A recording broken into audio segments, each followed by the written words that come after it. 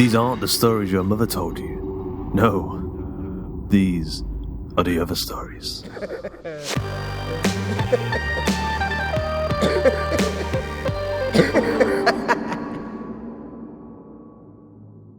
If you're not a member of the Hawk and Cleaver Facebook group, then I'm sorry to say you are living in the Matrix, my friend.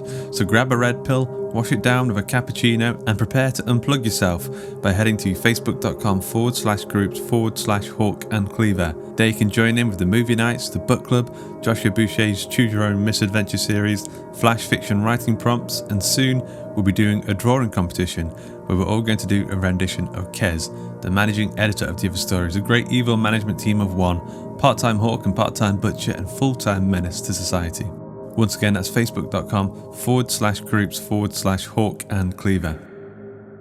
Today's episode of The Other Stories is Mergers and Acquisitions, written by Dan Howarth and narrated by James Barnett.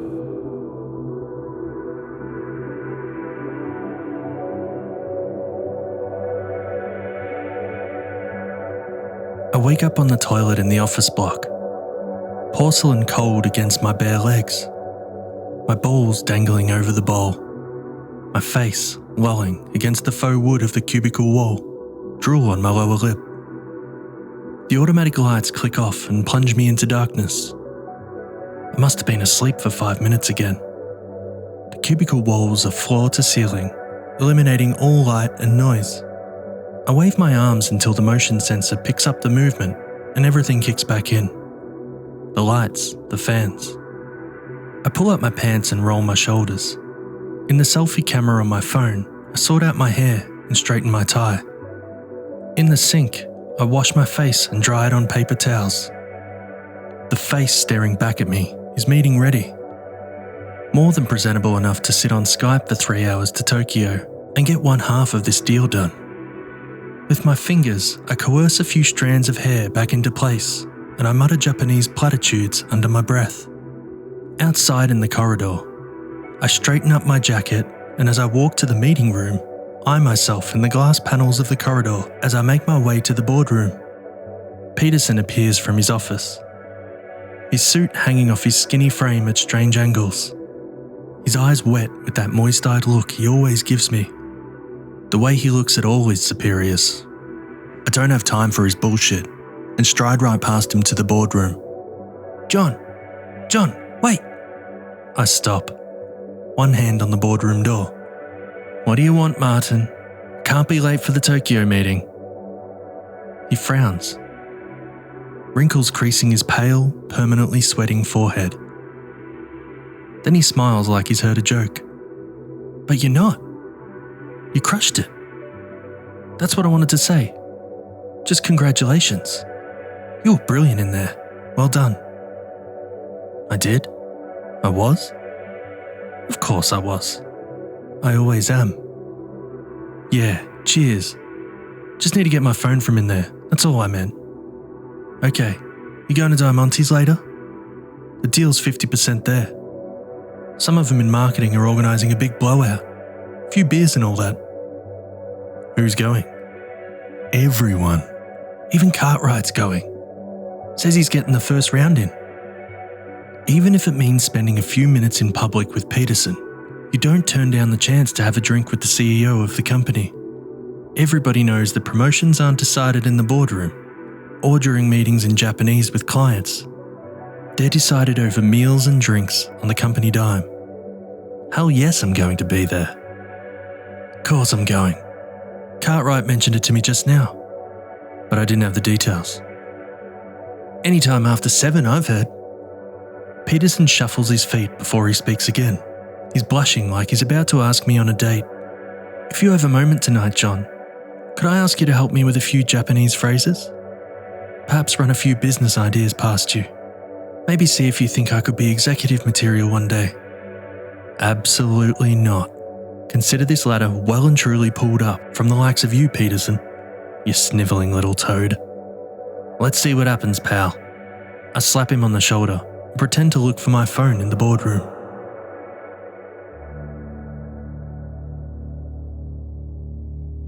Back at my desk, I check my calendar online.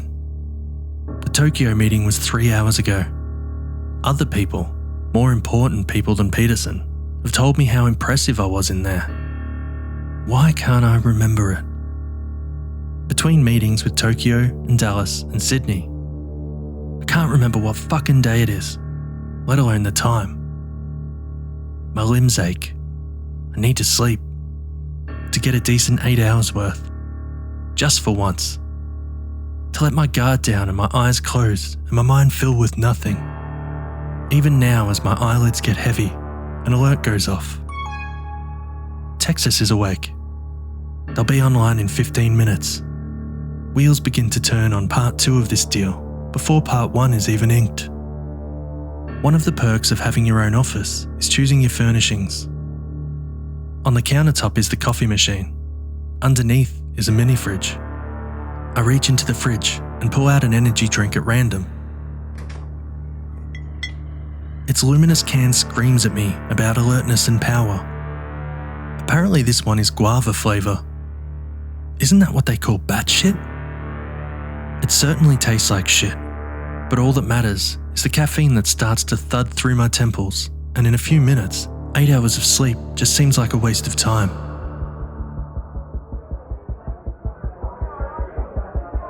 One of the marketing team has brought some Coke. Of course they have. There's always some nosebag at these things. They're in and out of the toilets like they've got bladders the size of thimbles, thinking no one will notice. There's no time for all that. It seems the thing's in full swing by the time I arrive, casually late. "Johnny boy," says Cartwright when he sees me. He's pissed as a fart with a glass of something fizzy in one hand and a cig in the other. Smoking's been banned inside for about 20 years, but he's too hammered to remember and too important to give a shit. Music thunders in the background, so loud it makes me wince. "Where have you been? This thing is just winding down." Winding down? I'm only half an hour late. I check my watch and it's gone 10. Fucking thing must have stopped. As per, I just think on my feet. Just had a few pre-drinks to loosen up. It's fine. Nice work on the Japanese. Oh, and the Yanks. Pulled a real smooth one there. Not my first rodeo. Won't be your last at this rate. Answer me this question. Oh baby, tell me more. This is it. It's going to offer me something big. Who's better for the new executive VP role? Price or Turner? You fucking what? These two cretins? Two Muppets I can run rings around and they're ahead of me? I thought for a minute you were going to offer it to me, Jimmy. He smiles, sips his drink, says nothing as he nods his head in time to the music. Peterson walks past, still wearing his badly fitting suit. "Hey Peterson, can you go get me a whiskey?" "Sure, John, sure. What type?" "Most expensive they have." "How? Get the bottle. I need to discuss something with Jimmy."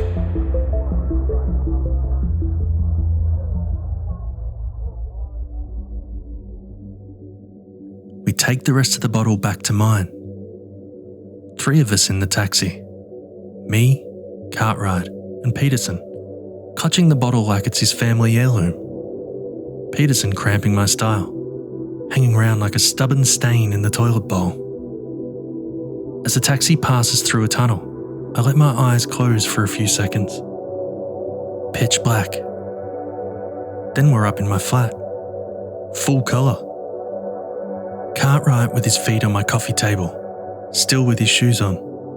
Peterson slumped on the sofa. Me stood swaying nearby, drinking Jack Daniels from the bottle. Ugh, Jack Daniels. As if that's all he bought. You don't buy your CEO Jack Daniels for Christ's sake. This is why Peterson will never go anywhere, and I will. He doesn't have a clue about class and power. And then the pasty little shit starts talking, pontificating from my sofa like he's my equal. If you ask me, Jimmy, John should get the promotion. He's the best of the lot of them. He tips his glass at me, like a benevolent uncle who just got a round in at a wedding. Shut the fuck up. Shut the fuck up. Shut the fuck up. He just needs a year or two, that's all.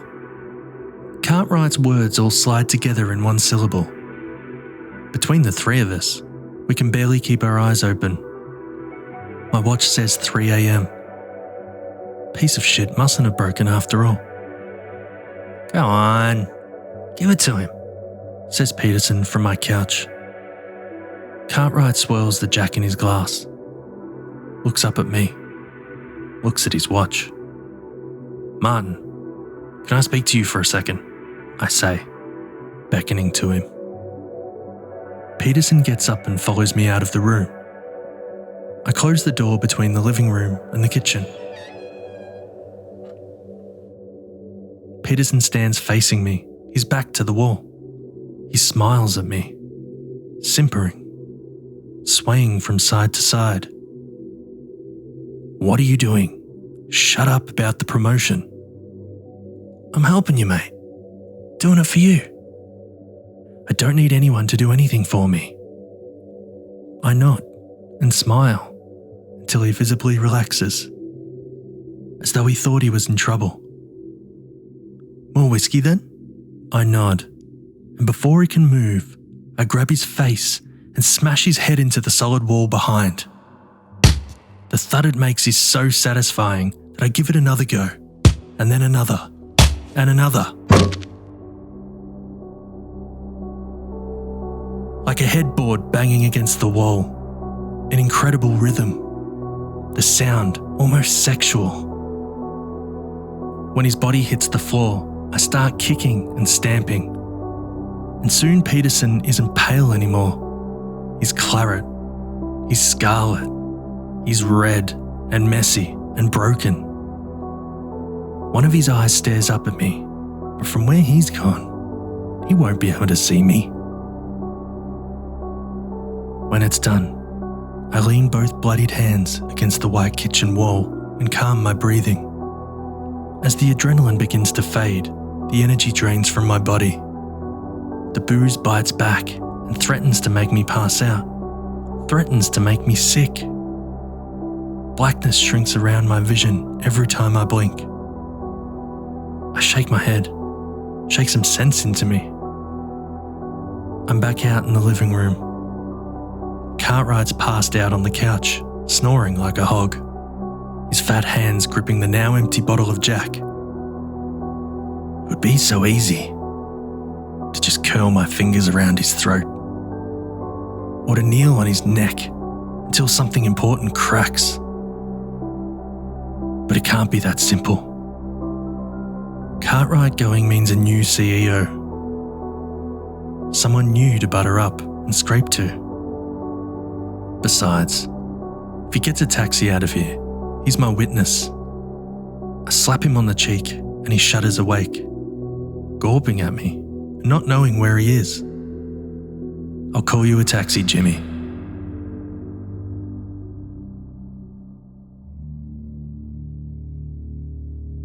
My eyes open to pieces of Peterson. An ankle here, a forearm there, some in bin bags, some not. A whole block of kitchen knives is scattered across the floor and kitchen sides. There's a hacksaw in my hand that surely isn't mine.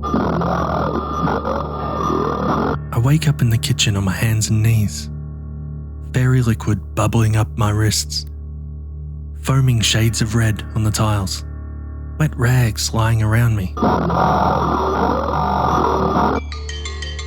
My phone alarm wakes me on the couch. Cartwright's wallet in my hands. My head's splitting. Sunlight batters me through the open curtains. Time for work. My stomach rumbles. A deep, aching pit at the centre of me. There's still time for food. Gently, I open the kitchen door, braced for the worst, squinting through one open eye, wincing as the door swings open. The kitchen is immaculate, beyond clean. Everything shines. It's like a kitchen showroom in this place. I open the fridge and it's empty. This place is like a showroom in more ways than one.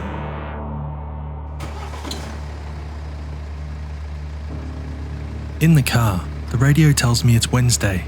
That's wrong. We just hit Wednesday. I drank most of Wednesday to death. I park up. Cartwright's Mercedes shines in his designated parking spot, right by the lift. Next to it is the empty space reserved for the executive VP. Prime real estate. Soon to be mine. Price and Turner are both already here. Their Audis in their usual spots. I park up next to them in the senior management spaces. Our brand new motors sparkle like the forecourt of an upmarket garage. Peterson's piece of shit red Fiat catches my eye as the lift doors close to take me up to the office.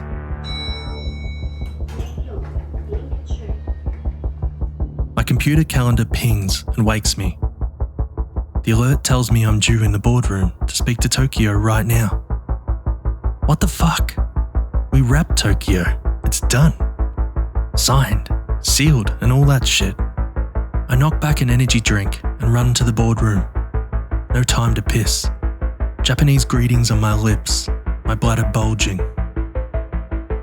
At the door to the boardroom, Peterson steps out from his office and puts his hand on my arm.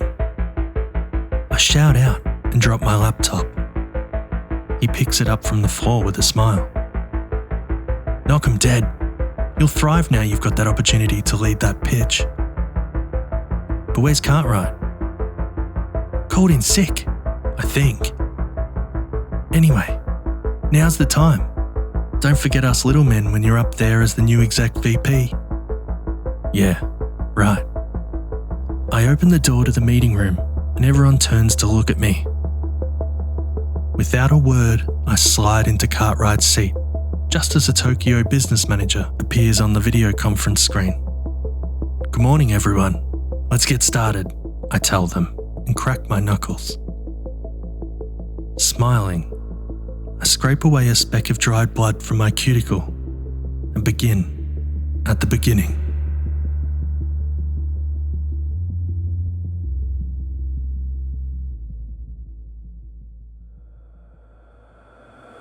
I hope you enjoyed today's episode of The Other Stories. Mergers and Acquisitions was written by Dan Howarth, narrated by James Barnett, edited by Carl Hughes, and music by Daniel Birch and Tom Robson, and sound effects provided by freesound.org. The episode illustration is provided by Luke Spooner of Carry On House. Dan Howarth is a writer and editor from the north of England, where he recognises only the authority of Marcus Rashford, the true king in the north, rather than the UK government. Dan's debut collection, Dark Missives, will be out imminently. Head over to danhowarthwriter.com to find out more. James Barnett is the producer of the Night's End podcast, a short story fiction podcast with tales of horror and the paranormal. Search for it wherever you get your podcasts. You can also catch other works of his at jamesbarnettauthor.com, and that's Barnett spelled B-A-R-N-E-T-T. If you enjoyed today's episode of The Other Stories, you can help the show over at patreon.com/Hawk and Cleaver.